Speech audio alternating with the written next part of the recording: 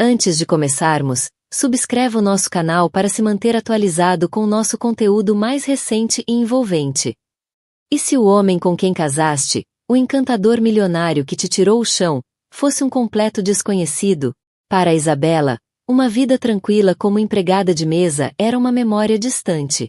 Ela era a Sra. Thorne, esposa do magnata da tecnologia Marcus Thorne, vivendo uma vida com que a maioria apenas sonha. Mas numa noite devastadora, diante dos seus amigos poderosos, Marcus destruiu seu mundo com 7 palavras apáticas. Ela é a barriga de aluguer, não a minha esposa. Humilhada e de coração partido, fugiu para sua casa palaciana, apenas para encontrar não consolo, mas um advogado de fato impecável à sua espera nas sombras. O pesadelo, como ela descobriria em breve, apenas começara. O restaurante Aurélia era uma sinfonia de riqueza discreta. Os copos de cristal tilintavam como sinos distantes, e o ar vibrava com o murmúrio grave de pessoas poderosas a fecharem negócios poderosos. Era o tipo de lugar onde a Isabela outrora servirá as mesas, com os pés doridos e um sorriso forçado por uma gorjeta decente. Esta noite, ela deveria ser convidada. Era Isabela Thorne, esposa de Marcus Thorne, o fundador bilionário da Thor Dynamics. Pelo menos era isso que pensava ser. Parou junto à recepção. O toque da seda do seu vestido verde esmeralda parecia-lhe estranho contra a pele. Era um vestido escolhido pelo Marcus, tal como ele escolhera tudo o resto na sua vida no último ano. O carro, a casa, os amigos, tudo escolhido por Marcus. Vim encontrar o meu marido, Marcus Thorne, disse ela, a voz mais suave do que pretendia. O maitre, um homem chamado Jean-Pierre, cujo rosto era uma máscara de cortesia profissional, nem sequer olhou para a lista de reservas. Os olhos dele brilharam com algo que ela não conseguiu decifrar. Pena, talvez. Claro, Sra. Thorne. O grupo do Sr. Thorne está na sala de jantar privada. Por aqui. Ele conduziu-a pela sala de jantar principal, onde cabeças se viraram. Ela viu a mistura familiar de curiosidade e inveja nos olhares. Eles viam um conto de fadas, a jovem modesta que conquistara o coração de um dos solteiros mais elegíveis e implacáveis da cidade. Não viam as grades douradas da jaula. Marcus dissera-lhe para ficar em casa naquela noite. Chamara-lhe um jantar de negócios aborrecido e de alto risco, e beijara-lhe a testa com o afeto desligado que se tornará a sua marca registrada. Vou chegar tarde, querida. Não fiques à minha espera. Mas uma onda de solidão tão profunda que parecia afogá-la invadira-a naquela mansão silenciosa e cavernosa que ela devia chamar de lar. Sentia a falta dele. Ou melhor, sentia a falta do homem que ele fora no início. Aquele que a olhava como se fosse a única pessoa no mundo. Aquele que a fizera acreditar em segundas oportunidades. Esperava surpreendê-lo, deslizar para o lugar ao lado dele e lembrá-lo de que era mais do que um belo objeto para ficar em casa. Jean-Pierre parou diante de um conjunto de portas ornamentadas em mogno. Estão mesmo aqui, madame. Ela respirou fundo, alisou o vestido e empurrou a porta. O som que a recebeu não era o zumbido de conversas de negócios, mas um rugido de gargalhadas masculinas. Marcus estava à cabeceira de uma longa mesa, um copo de uísque na mão, o rosto ruborizado de sucesso. Estava no centro das atenções, rodeado por um grupo de investidores, os rostos brilhando de admiração. E então ela viu uma mulher sentada à direita de Marcus, no lugar que deveria ser de Isabela. Era loira, impecavelmente vestida, e inclinava-se para Marcus com uma intimidade natural que fez o estômago de Isabela apertar. Os olhos de Marcus encontraram Isabela parada à porta. O riso morreu-lhe na garganta. O seu sorriso encantador não se desvaneceu apenas. Foi apagado, substituído por uma máscara de fúria gelada. O ar na sala crepitava de tensão. Isabela, disse ele, a voz perigosamente baixa. O que estás aqui a fazer? Disse-te para ficares em casa. Os investidores viraram-se nas cadeiras para olhar, com expressões que iam da confusão à diversão. Sentia-se como um espécime sob um microscópio, o rosto a arder de humilhação.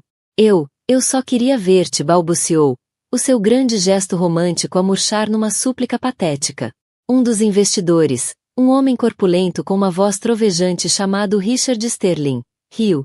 Bem, Marcus, não nos disseste que trarias 2 encontros lindíssimos esta noite. Não vais apresentar-nos a tua encantadora esposa? O coração de Isabela deu um salto de esperança. Aqui estava. O momento em que Marcos a abraçaria, riria da situação, e a reclamaria como sua esposa. Marcos olhou do investidor para a mulher loira e depois para Isabela. Um sorriso cruel e calculista surgiu-lhe nos lábios. Levantou-se, mas não caminhou até ela. Colocou a mão, de forma possessiva, no ombro da loira. Senhores, anunciou Marcos, a sua voz a soar com uma clareza gelada que cortou o ambiente. Parece haver um mal-entendido. Esta disse, apontando para a loira, é a minha noiva, Catherine Davenport.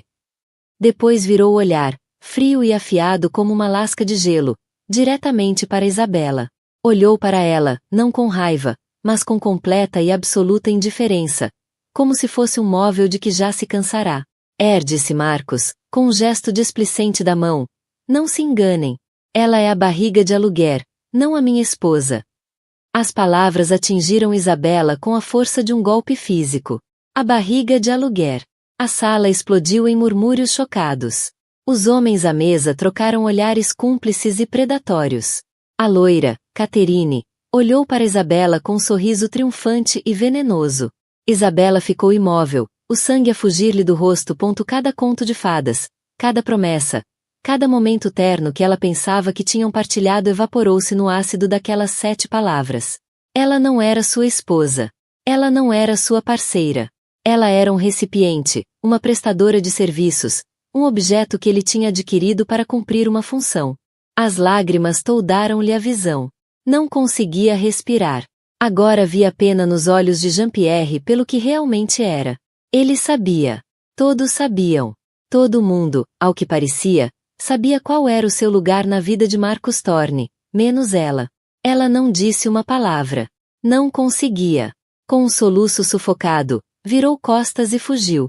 Correu pelo restaurante, passando pelas caras que a fitavam e pelos dedos que a apontavam, o vestido de seda emprestado parecendo-lhe agora um disfarce de tola. E rompeu para o ar fresco da noite, ofegante.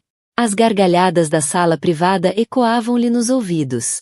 O manobrista trouxe-lhe o carro, um Mercedes preto e elegante que nunca sentirá como seu, e ela entrou, as mãos a tremer tanto que mal conseguia pôr a chave na ignição.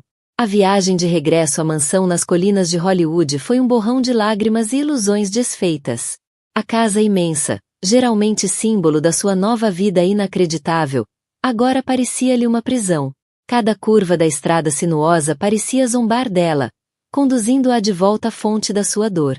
Finalmente passou pelos portões de ferro imponentes, os pneus a estalarem no cascalho impecável da entrada. A casa estava toda iluminada, cada janela a brilhar como um olho malévolo. Ela esperava encontrá-la vazia. Esperava poder partir um vaso, gritar para dentro de uma almofada e desmoronar-se em privado. Mas, ao tropeçar pela porta da frente maciça, o rosto manchado de rímel iluminado pelo grande lustre no átrio, viu que não estava sozinha. Uma mulher estava de pé junto à escadaria em curva, a sua silhueta afiada e imponente contra a iluminação suave. Era alta, vestida com um fato calça cinzento perfeitamente ajustado, o cabelo escuro puxado para trás num coque severo. Segurava uma pasta de couro numa das mãos. A sua expressão era calma, inteligente e completamente legível. O primeiro pensamento de Isabela foi que era mais uma das lacaias de Marcos, alguém da empresa enviada para gerir a situação. Quem? Quem é você? Perguntou Isabela, a voz rouca de tanto chorar. A mulher deu um passo em frente, os saltos a ecoarem suavemente no chão de mármore. Não ofereceu um sorriso reconfortante nem uma palavra de simpatia. O seu olhar era direto, quase desconcertantemente direto. Chamo-me Evelyn Reed, disse a mulher, a voz nítida e profissional. Sou advogada. O coração de Isabela afundou. Claro, Marcos era eficiente. Nem sequer esperara até de manhã. Humilhara-a e agora mandara a advogada para expulsar e finalizar o descarte. Foi o Marcos que a mandou, disse Isabela, as palavras a saberem-lhe a cinza. Ele mandou-a para se livrar de mim.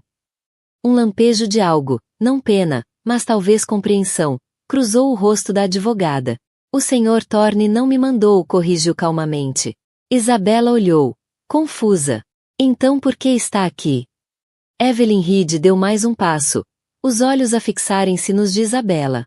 Foi você que me chamou, disse ela. Ou melhor, está prestes a fazê-lo. Não sou advogada dele, Senhora Rose. Sou sua. O nome Senhora Rose atingiu Isabela mais do que a própria presença da advogada. Não Senhora Thorne. Senhora Rose. Foi uma retirada jurídica e impiedosa da identidade que habitara nos últimos 12 meses. Sentiu uma vertigem, como se o chão de mármore lhe fugisse dos pés. Minha advogada, murmurou Isabela, as palavras estranhas na sua boca. Eu não tenho advogada. Não posso pagar uma advogada. Isso foi tratado, afirmou Evelyn Reed, o tom sem espaço para discussão. Apontou para a sala de estar formal, um espaço vasto e sem alma decorado em tons de branco e cinzento que Isabela sempre odiara. Sentamo-nos. Imagino que tenha perguntas, e eu tenho muito para explicar. Entorpecida, Isabela seguiu-a até a sala e afundou-se numa poltrona branca e almofadada que lhe pareceu tão fria e inflexível quanto a sua dona. Evelyn Reed não se sentou. Caminhou até a grande lareira apagada e pousou a pasta no parapeito com leve estalido. Vou ser direta, Senhora Rose, começou a advogada, virando-se para encarar. Está com um grande problema. Mas não está sem recursos. Foi mais inteligente do que julgava ser. Inteligente. Sinto-me a maior tola do mundo, soltou Isabela, engasgando-se com uma nova vaga de lágrimas ameaçadoras. Há 6 meses, continuou Evelyn, ignorando o desabafo, entrou no meu escritório, Reed e Associados. Estava nervosa. Disse-me que ia casar com Marcus Thorne, e que ele lhe apresentará um acordo pré-nupcial. Disse que algo não lhe parecia bem. A mente de Isabela girava. Lembrava-se daquele dia. Estava tão apaixonada, tão levada pelo turbilhão. Marcus apresentará-lhe o grosso documento com um gesto casual. Só uma formalidade, querida. Os meus advogados insistem. Protege a minha empresa. Fizera-a sentir-se mesquinha por hesitar sequer. Mas uma voz pequenina e persistente na parte de trás da mente, a voz da empregada de mesa que vira demasiada feiura no mundo, sussurrara-lhe um aviso. Num impulso, procurar advogados especialistas em direito da família e o nome Evelyn Reed aparecerá. Sair às escondidas da mansão, apanhar um táxi até um edifício elegante no centro, e sentara-se naquele mesmo escritório a sentir-se uma impostora. Lembro-me, disse Isabela suavemente. Disse-lhe que era o acordo mais predatório que já tinha visto, afirmou Evelyn. Disse, confirmou ela. Foi concebido para lhe tirar tudo. Em caso de divórcio, sairia de mãos vazias. Sem bens, sem pensão. Havia até uma cláusula que renunciava ao seu direito de falar publicamente sobre a relação com ele. Mas assinei na mesma, murmurou Isabela, a vergonha a invadi-la.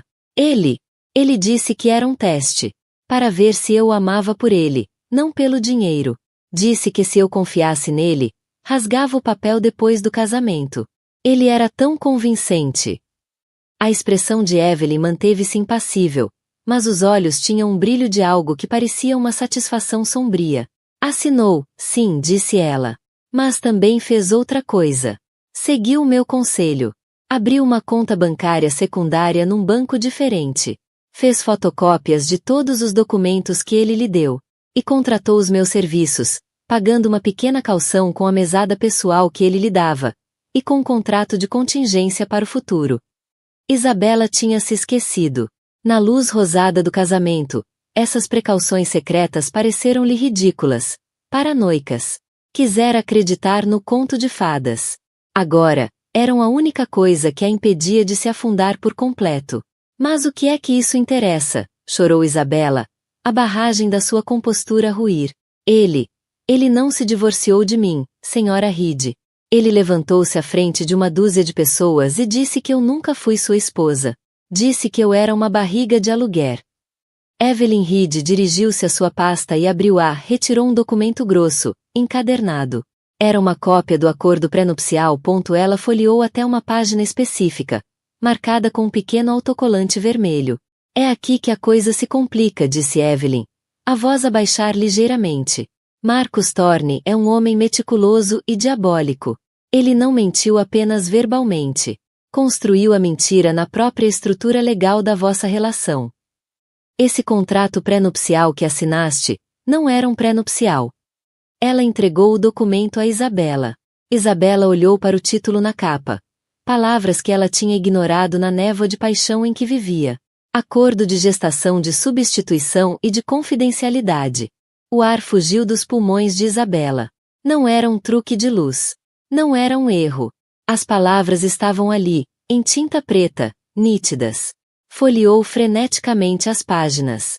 A linguagem era densa, inacessível, juridiquês. Mas as frases-chave agora saltavam-lhe aos olhos. Progenitor pretendido, Marcos Torne. Portadora gestacional, Isabela Rossi. Compensação. Direitos parentais. Rescisão do contrato após nascimento bem-sucedido. A certidão de casamento. A cerimônia nas Bahamas com apenas 2 funcionários pagos por ele como testemunhas. As fotografias. Tudo uma farsa. Uma encenação meticulosamente construída para legitimar um acordo de barriga de aluguer. Ele nunca se casou comigo, sussurrou. O horror a assentar em toda sua monstruosidade. Tudo, o ano inteiro, foi uma mentira. Uma mentira e um contrato legalmente vinculativo, clarificou Evelyn. Ele criou uma narrativa de romance relâmpago e casamento para fornecer um ambiente estável e amoroso para a concessão e nascimento do seu herdeiro. Foi desenhado para contornar o escrutínio e os obstáculos legais de uma gestação de substituição tradicional, especialmente se ele quisesse manter a custódia exclusiva sem levantar questões. Provavelmente contou a verdade ao seu círculo íntimo, que eras uma portadora paga, enquanto apresentava outra imagem ao mundo. Isabela sentiu uma onda de náusea. Lembrou-se das conversas sobre filhos. Marcos estava tão entusiasmado. Dizia que queria uma família, um herdeiro para continuar o seu legado. Fizera tudo parecer tão romântico, a expressão máxima do amor deles. Agora via o que realmente era. Uma transação comercial. Ele não procurava uma esposa. Estava à procura de um útero. Por quê? Perguntou Isabela, a voz a tremer. Por que ir tão longe? Por que a humilhação pública esta noite? Alavancagem, respondeu Evelyn imediatamente. O contrato estipula que, com o nascimento de uma criança saudável, recebes um pagamento único de $500.000 e abdicas de todos os direitos parentais. Mas também contém uma cláusula de moralidade. Cláusula 12b. Declara que qualquer ação tua que traga escândalo, desonra ou atenção pública indesejada ao progenitor pretendido é motivo para a rescisão imediata do contrato, sem pagamento. Isabela ergueu o olhar, as peças a encaixarem-se com uma precisão doentia. Esta noite começou ela. Foi uma armadilha, terminou Evelyn por ela. Ele sabia que te sentia sozinha e negligenciada. Provavelmente suspeitava que aparecesses. Ao envergonhar-te publicamente e rotular-te como barriga de aluguer, ele provoca-te. Espera que entres em histeria, que vás para a imprensa, que causes um escândalo. No momento em que o fizeres, violas a cláusula 12b. Ele fica com o bebé, tu ficas rotulada como uma interesseira instável, e ele não te paga um cêntimo. Sai impune, vítima trágica de uma mulher enganadora, enquanto a sua noiva, Catherine Davenport, assume o papel de mãe amorosa. Isabela fitou a advogada. A sua mente era um turbilhão de traição e fúria. Marcos não só lhe partirá o coração. Tentará aniquilá-la por completo. Apagá-la da sua vida com precisão legal cirúrgica, deixando-lhe apenas vergonha e trauma. E o bebê? Perguntou Isabela, a mão a ir instintivamente ao ventre ainda plano. Estava grávida de 6 semanas, um facto que só ela e o seu médico sabiam. Tinha esperado o momento certo para contar a Marcos. Para lhe dar o presente que pensava que ele mais queria. O rosto de Evelyn suavizou pela primeira vez, um vislumbre de empatia genuína nos seus olhos. Segundo este documento disse, a criança é propriedade dele. Só dele. Uma chama acendeu-se no peito de Isabela. Uma raiva tão pura e quente que queimou as lágrimas. Uma coisa era descartá-la. Outra era roubar-lhe o filho. Isto já não era um contrato. Isto era guerra. Ele não vai escapar impune disto, disse Isabela, a voz baixa e firme, sem vestígios da empregada tímida que fora. Ele não vai ficar com o meu bebê. Evelyn Reed permitiu-se um pequeno e fino sorriso. Esperava que dissesses isso, disse ela. Ele acha que está no controlo. Acha que já ganhou. Não faz ideia com quem está a lidar. E com quem está ele a lidar? Perguntou Isabela. Está a lidar contigo, senhora Rose, respondeu Evelyn, os olhos a cintilar. E está a lidar comigo. Agora, vamos falar sobre como vamos desmantelar o império de Marcus Thorne, peça por peça.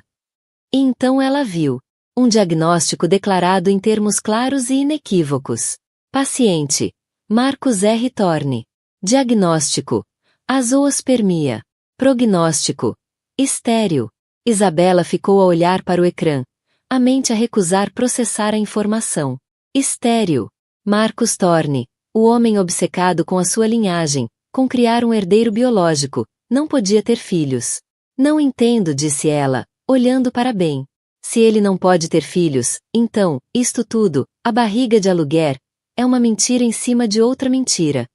Exatamente, concluiu Ben. Ele não te enganou apenas a ti, minha querida. Ele está a enganar toda a gente. Os investidores, a família da nova noiva, o mundo inteiro. Ele não pode gerar um herdeiro, então decidiu adquirir um. Clicou noutro ficheiro. Era um perfil completo com fotografias e uma descrição genética detalhada. O homem era um arquiteto dinamarquês, alto, loiro e inteligente, um dador anônimo de um banco de esperma europeu altamente exclusivo. A peça final do puzzle encaixou com um estalo. A crueldade. A manipulação. Tudo fazia agora um terrível tipo de sentido. Marcus não queria apenas um bebê. Queria um tipo específico de bebê. Um que pudesse passar por dele. Escolhera Isabela pelas suas feições, pela saúde, pela inteligência. Um recipiente perfeito para carregar uma criança concebida a partir de um dador criteriosamente selecionado. O bebê que ela carregava não era apenas não dele. Ele certificara-se de que parecesse dele. Nunca tencionou deixar-te fazer parte disto, disse bem com suavidade. O plano dele era usar-te, tirar-te o bebê, pagar-te ou desacreditar-te, e depois criar a criança como se fosse seu verdadeiro filho de sangue com a nova e poderosa esposa. Ninguém alguma vez saberia a verdade. Isabela sentiu uma fúria fria como nunca antes conhecera. Fora escolhida como gado. O seu corpo era uma fábrica. E o bebê, o seu bebê, era um produto a ser entregue. Obrigada, bem, disse ela, a voz firme e clara. Olhou para cima do portátil, os olhos encontrando os dele naquela escuridão empoeirada. Acabaste de nos dar a chave para tudo. Ben acenou com um sorriso sombrio no rosto.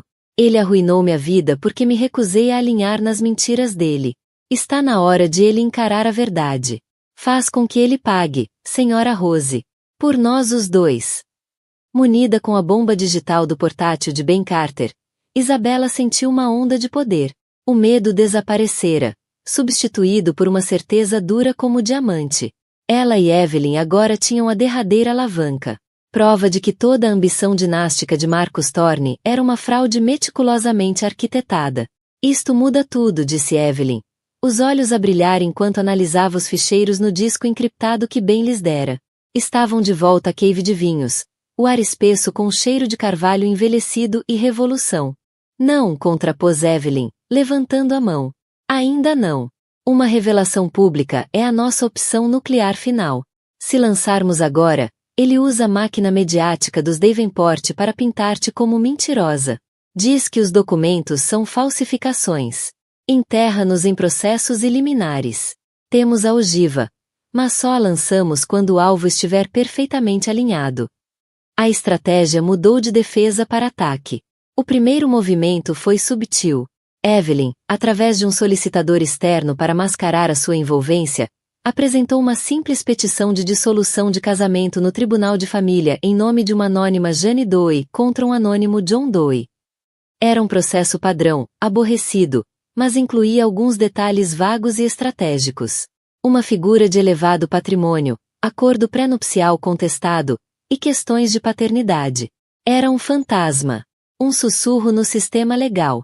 Mas foi suficiente para chamar a atenção da equipa jurídica de Marcus, que monitorizava todos esses registros por rotina. Foi um tiro de advertência. Uma mensagem. Sabemos que tens uma esposa e estamos prontos para litigar. A resposta de Marcos foi rápida e brutal. Começou com o dinheiro. A mesada generosa que depositava mensalmente na conta de Isabela desapareceu. Os cartões de crédito foram recusados. As contas que Evelyn a ajudara a criar foram congeladas por ordem judicial, obtida pelos advogados de Marcos, alegando atividade suspeita. Estava a cortar-lhe o oxigênio. Depois veio o isolamento. O pessoal da casa, cozinheira, empregada, jardineiros, foi todo dispensado da noite para o dia. A mansão ficou verdadeiramente silenciosa. Vazia. Exceto por Isabela e Evelyn. As entregas cessaram. Os portões foram trancados com novos códigos de segurança.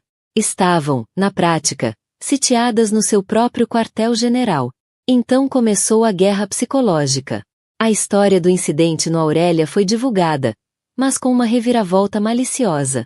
A narrativa propagada por blogs de fofocas e colunistas sociais aliados a Catherine Davenport era que Isabela era uma ex-funcionária instável e obcecada, que perseguia Marcos, iludindo-se de que tinham uma relação. Pintaram-na como uma caça-fortunas clássica que, ao ser rejeitada, agora tentava extorquir o bondoso bilionário. Chegaram ao ponto de produzir uma testemunha, uma ex-colega de Isabela, que afirmou que ela frequentemente fantasiava com arranjar um marido rico. Isabela ficou horrorizada ao ver o seu nome e reputação a serem desmontados sistematicamente. Como é que podem publicar estas mentiras? Perguntou a Evelyn, as mãos a tremer enquanto lia um artigo particularmente venenoso. Eles têm o maior megafone, respondeu Evelyn com calma, imperturbável. Isto é uma tática clássica. Negar, atacar e inverter vítima e agressor. Ele não quer apenas desacreditar-te. Quer provocar-te a fazer uma declaração pública. Ainda quer que violes aquele acordo de confidencialidade. Mas Marcos subestimara a mulher que Isabela estava a tornar-se. Cada ataque parecia temperar a sua determinação, tornando-a mais forte. Ele pensa que pode privar-me, isolar-me e envergonhar-me até eu me submeter, disse Isabela, a voz baixa. Acha que ainda sou aquela empregada de mesa com medo da própria sombra. Com os recursos físicos a escassear, Evelyn lançou a próxima fase do plano. Está na hora de agitar o outro lado da gaiola, disse ela. Catherine Davenport. Usando um investigador privado, Evelyn compilou um dossiê sobre a nova noiva de Marcos. À superfície, Catherine era perfeita. Herdeira de boas famílias, educação de prestígio, um lugar na administração da empresa de mídia do pai. Mas ao escavar mais fundo, o investigador encontrou um padrão. Jogos de apostas de alto risco, várias internações discretas em clínicas por vício em compras. Catherine vivia muito além dos seus meios. E a empresa da família, apesar de vasta, carregava uma quantidade significativa de dívida. A fusão com a Thor Dynamics não era apenas uma aliança estratégica para Marcos. Para os Davenport, era uma tábua de salvação financeira. Evelyn compilou toda essa informação, as dívidas de jogo, o estado precário das finanças familiares, num e-mail anônimo. Não o enviou a Catherine. Enviou ao pai dela, Harrison Davenport, um patriarca notoriamente orgulhoso e controlador. O e-mail não continha ameaças. Apenas factos. E terminava com uma pergunta simples e arrepiante. O Marcos Thorne sabe que o império em que está a casar é um castelo de cartas. E você sabe o verdadeiro valor do herdeiro que ele vos prometeu. O efeito foi imediato. 2 dias depois, Isabela, olhando pela janela, viu um carro preto elegante parar nos portões trancados. Catherine Davenport, com ar furioso, saiu e começou a gritar ao intercomunicador, exigindo que a deixassem entrar. É agora, disse Evelyn com um sorriso tenso. Isabela, com Evelyn a ouvir do outro lado da linha, foi até ao intercomunicador. Catherine, disse ela, a voz firme. Que surpresa! Sua vaca! Gritou Catherine, a voz fina e estridente. O que é que fizeste? Estás a arruinar tudo. Eu não fiz nada, Catherine, respondeu Isabela com frieza. Sou só uma barriga de aluguer, lembras-te? Foi o que o Marcos disse a toda a gente. O meu pai está a questionar a fusão. Está a falar em invocar as cláusulas de penalização. Tens de parar com o que quer que estejas a fazer e assinar os papéis. Recebe o dinheiro e desaparece. Que papéis? Que dinheiro? Perguntou Isabela, fingindo ingenuidade. O Marcos cortou-me completamente. E até onde sei, o único papel que assinei foi uma certidão de casamento. Houve um engasgar do outro lado da linha. Isso é mentira. É? Perguntou Isabela, com frieza afiada. Então por que não pedes ao Marcos para te mostrar o contrato de barriga de aluguer? Vê se tem lá a assinatura dele. Ou melhor, pede-lhe para te mostrar prova de que ele é sequer capaz de gerar o herdeiro que prometeu ao teu pai. Era a frase que Evelyn a ensinara. E foi uma estocada direta ao coração. Ela não estava a revelar a verdade, apenas a plantar uma semente de dúvida no terreno mais fértil possível. Estás louca, sibilou Catherine, mas a convicção tinha desaparecido da voz. Um lampejo de incerteza substituíra o desprezo. Entrou de novo no carro e arrancou a alta velocidade. Fase 2 completa, disse Evelyn. Introduzimos um elemento de instabilidade na aliança deles. Agora vão começar a desconfiar um do outro. E uma parceria construída sobre mentiras não resiste ao escrutínio. Mas o império de Marcos atacava por outra frente. Na noite seguinte, houve uma batida forte e oficial na porta. Era um oficial de diligências. Entregou a Isabela um envelope espesso. Era uma ordem judicial. Marcos estava a requerer uma ordem de restrição de emergência, alegando que Isabela era mentalmente instável e o estava a assediar a ele e a sua noiva. Anexada estava uma petição ainda mais assustadora. Um pedido para estabelecer custódia e tutela exclusiva do feto, citando o comportamento errático da mãe e o contrato de barriga de aluguer como prova de que ela era apenas uma portadora gestacional sem direitos legais. Ele anexara uma versão altamente editada, e provavelmente forjada, do contrato. Ele estava a fazer uma jogada direta para ficar com o bebê. Isabela sentiu um medo primitivo apoderar-se dela. Isto ia além de dinheiro ou vingança. Isto era sobre o filho dela. O que fazemos? Perguntou, a voz mal passando de um sussurro. O rosto de Evelyn estava sombrio. Ele está a forçar-nos a agir, disse ela. Está a levar a luta para o campo aberto. Acha que vamos ter medo.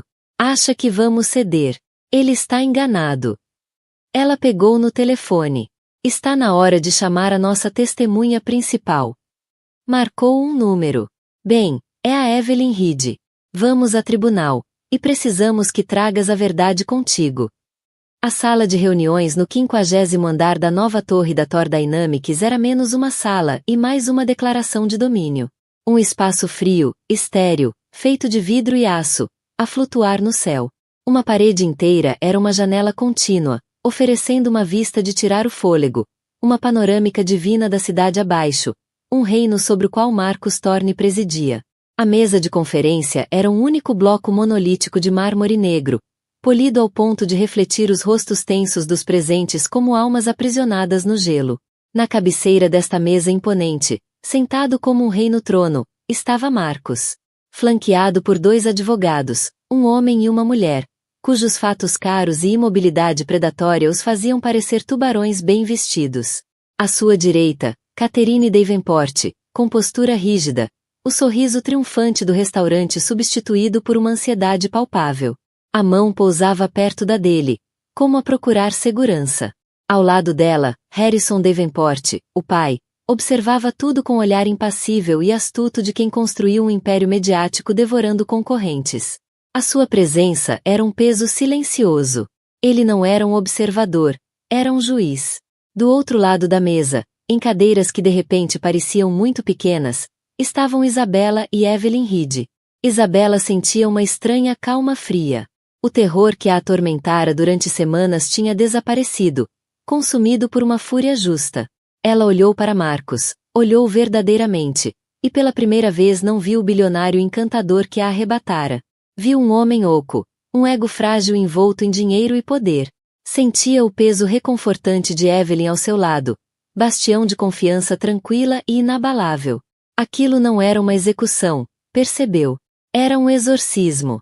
O silêncio foi quebrado por Marcus, que se inclinou à frente, entrelaçando os dedos. A voz, quando surgiu, era uma arma sedosa, gotejando condescendência e falsa magnanimidade. Bem, começou ele, com um sorriso preguiçoso nos lábios, dirigindo-se a Evelyn mas lançando olhares de desdém a Isabela. Sou um homem ocupado, por isso vamos despachar este assunto infeliz. A minha equipa legal aconselhou-me que, num gesto de boa vontade, devo apresentar uma solução para acelerar isto. Fez sinal ao advogado homem, que falou num tom plano e monótono. O Sr. Thorne está preparado para oferecer à sua cliente um pagamento único ex-gratia de $20.000. Marcos levantou a mão, retomando o controlo. Um pequeno gesto pelos transtornos. Pela confusão que parece ter vivido. Contudo, este pagamento está condicionado à assinatura imediata de um acordo abrangente de confidencialidade e renúncia. Recostou-se na cadeira, o sorriso a alargar-se. Os termos são simples. Ela renunciará a todas as falsas alegações contra mim ou a minha família. Aceitará visitas supervisionadas com um psicólogo nomeado pelo tribunal, para assegurar estabilidade mental até ao parto. Depois de o produto, o ativo, ser entregue, não haverá mais contato. Renunciará a todos os direitos parentais. E, como acordado originalmente, abandonará a minha casa em 12 horas e nunca mais tentará contactar-me a mim, a minha noiva, ou a qualquer colaborador da minha empresa. É mais do que generoso. É um presente. Deixou a palavra presente pairar no ar. Um insulto final envolto em verniz de caridade. Catherine deixou escapar um pequeno sorriso cruel. Harrison Davenport permaneceu impassível, os olhos semicerrados. Isabela sentiu um tremor do medo antigo, mas sustentou o olhar de Marcos, a coluna direita. Não o deixaria vê-la quebrar. Evelyn Reed nem pestanejou, nem sequer olhou para o papel de acordo que um dos advogados deslizou pela vasta superfície de mármore. Deixou-o ali, uma ilha de mentiras no mar de verdades. A minha cliente rejeita sua proposta, Sr. Thorne, disse Evelyn, a voz cortando o ar arrogante com a precisão de um bisturi. Marcos riu. Um som baixo, arrogante. Rejeita. Com que fundamento? Está à espera de 30 mil? Não sejas gananciosa, Sra. Rose, disse ele, dirigindo-se a Isabela. Não fica bem. A minha cliente rejeita sua proposta porque não está à venda, declarou Evelyn com firmeza. E o filho dela também não. Fez uma pausa. Deixou o silêncio alongar-se, forçando-os a escutar. Contudo, estamos preparadas para apresentar uma contraproposta. Uma proposta para resolver isto de forma amigável e definitiva. Harrison Davenport inclinou-se ligeiramente para frente. O primeiro sinal de interesse genuíno. E qual é a sua proposta, Sra. Reed? É bastante simples, disse Evelyn. A expressão aberta e razoável. A minha cliente não quer nada do Sr. Thorne.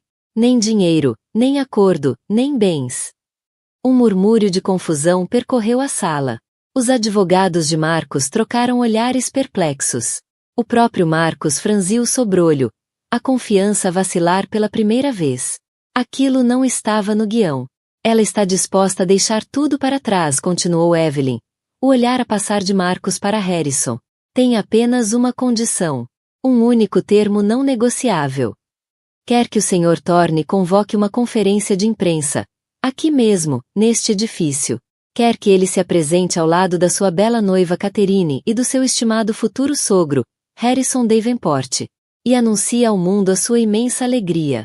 Quer que celebre o nascimento iminente do seu primogênito, o seu filho biológico e herdeiro. A armadilha estava montada, elegante na sua simplicidade. Ela transformará a obsessão dele em arma. O legado, a imagem pública, o negócio com os Davenports, tudo assentava na mentira da sua fertilidade. Uma conferência de imprensa? O advogado de Marcos bufou. Isso é ridículo. Não estamos aqui a planear um evento de RP. Isto é um acordo legal. Asterisco asterisco, pelo contrário, respondeu Evelyn com suavidade. Isto é o acordo. O que poderia ser mais razoável?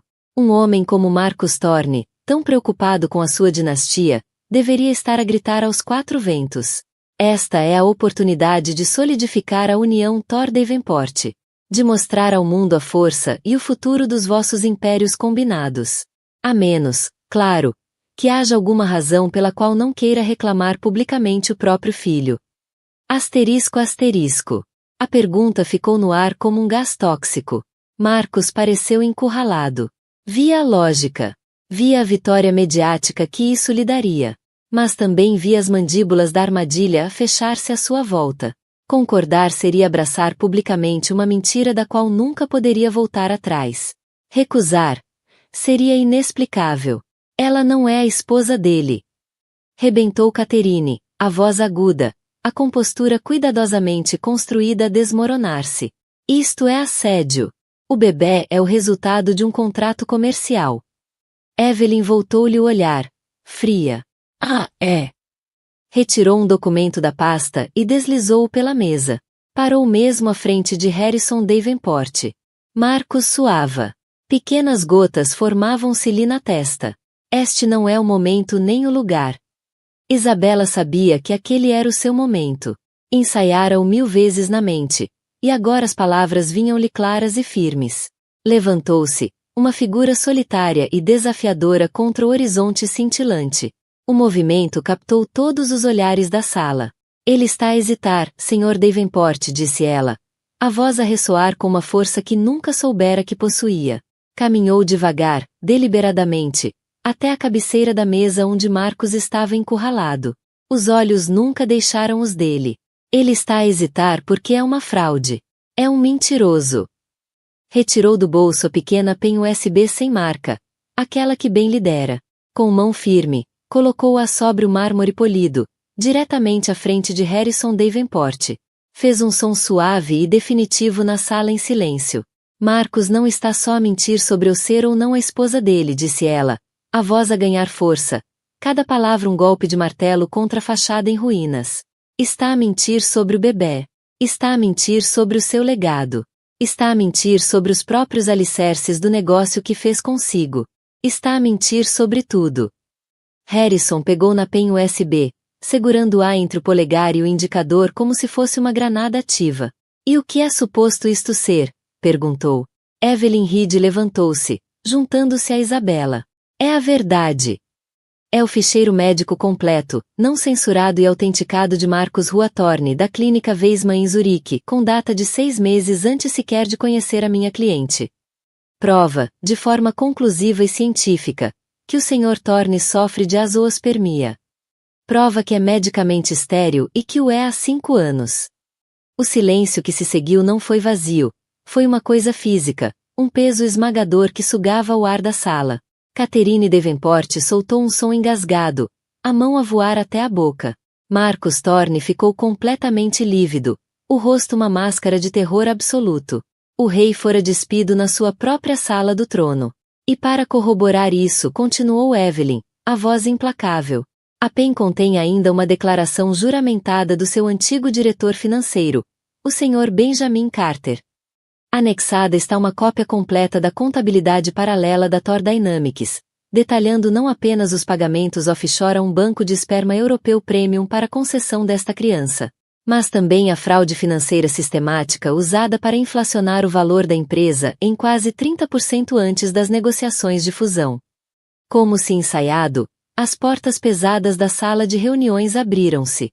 Benjamin Carter, com ar envelhecido e cansado, mas com fogo de vingança nos olhos, entrou. Trazia uma pasta de couro. Parou e olhou diretamente para o antigo patrão. Está tudo aí, Sr. Davenport, disse Ben, a voz firme.